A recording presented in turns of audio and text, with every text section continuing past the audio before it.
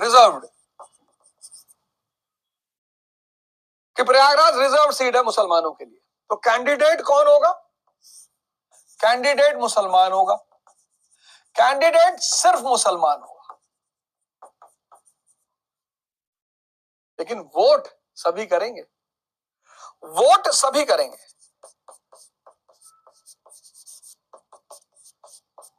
Candidate मुसलमान होगा, सिर्फ मुसलमान, लेकिन वोट सभी करेंगे।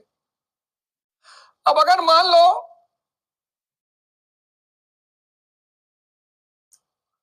कि फैजल मलिक यहां से सांसद बनते हैं, प्रयागराज से हैं भी प्रयागराज के, तो फैजल मलिक यहां से सांसद बनते हैं प्रयागराज के, तो चूंकि फैजल मलिक को सबने वोट दिया है, तो फैजल मलिक सबके हित की बात करेंगे।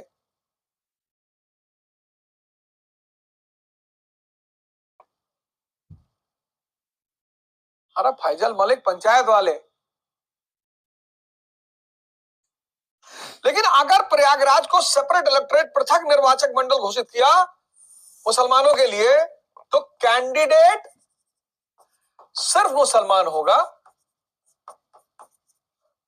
और वोट भी सिर्फ मुसलमान करेगा। खेल देखो, दोनों में अंतर देखो। सेपरेट इलेक्टोरेट में कैंडिडेट सिर्फ मुसलमान होगा और वोट भी सिर्फ मुसलमान करेगा। अगर प्रयागराज को सेपरेट इलेक्टोरेट सीट घोषित की जाती है तो अब यहां से अगर फैजल मलिक चुनकर आए सेपरेट इलेक्टोरेट से, तो सिर्फ मुसलमानों के हितों की बात करेंगे, क्योंकि उनको वोट किसने दिया? सिर्फ मुसलमानों ने।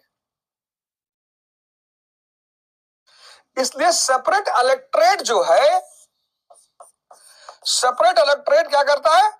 अलगाववाद की भावना को पैदा करता है। सेपरेटिज्म, यही इसकी सबसे खतरनाक चीज है।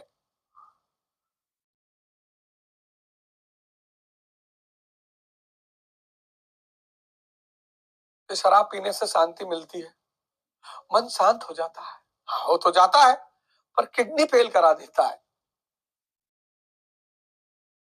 लीवर डैमेज कर देता है, पैनक्रियास को तो ऐसा डैमेज करता है कि तुम शुगर के पेशेंट हो, शराब पी रहे हो तो फिर तो गए। अब घिसड़ घसड़ के जी लो वो अलग बात है, रोग आके जी लो वो अलग बात है।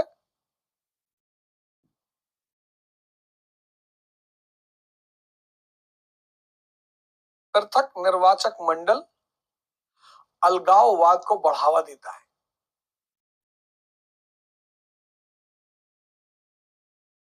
इसलिए जब राउंड टेबल कॉन्फ्रेंस हुई तो इन लोगों ने इसको एक्सपेरिमेंट करके देखा मुसलमानों के साथ, तो राउंड टेबल के बाद सबको दे दिया, सिखों को दे दिया, दलितों को दे दिया, पहले मुसलमानों को दिया। अब मुसलमानों के अंदर अलगाववाद की भावना बढ़ने लगी। देखा इन्होंने कि यार ये तो अलगाववाद की भावना बढ़ रही है, इन्होंने कहा यार ये तो बहुत सही, सिखों को दे दो, फिर वो खालिस्तान मांगने लगेंगे, फिर ईसाइयों को दे दो, वो ईसाई तान मांगेंगे, हिंदू हिंदुस्तान मांगेगा ही, ये देश हमेशा के लिए खत्म हो जाएगा। बड़ी अच्छी चाल चली थी अंग्रेजों ने राउंड टेबल कॉन्फ्रेंस के बाद, लेकिन सैल्यूट है मोहनदास करमचंद गांधी जी को और सैल्यूट है बाबा साहब अंबेडकर को, सैल्यूट है।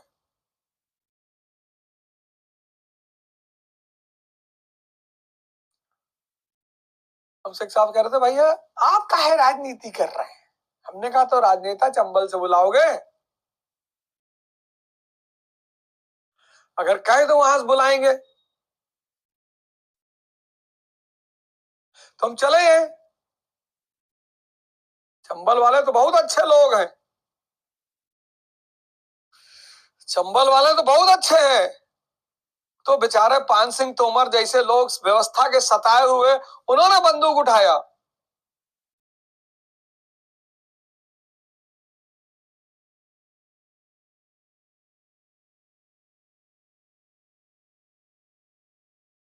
सल्यूट है, सल्यूट, सल्यूट है मोहनदास करमचंद गांधी और बाबा साहब अंबेडकर को।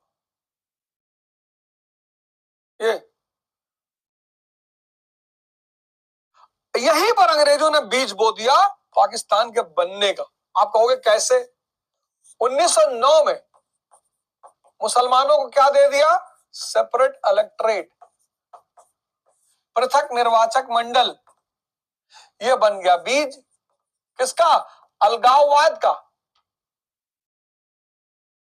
कि भाई मुसलमानों के हित अलग है। भाई मुसलमान ऑक्सीजन नहीं लेते, भाई मुसलमान तो CO2 अंदर लेता है। अच्छा, हाँ भैया,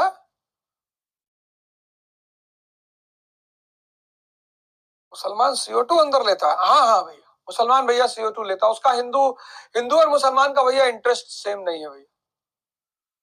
हिंदू लोग ऑक्सीजन अंदर ले आते हैं और मुसलमान लोग CO2 लेता है। तो मुसलमान CO2 लेता है तो भैया वो पीपल पे जल क्यों चढ़ाएगा? सही कह रहे हो। ये बीज बोया अंग्रेजों ने।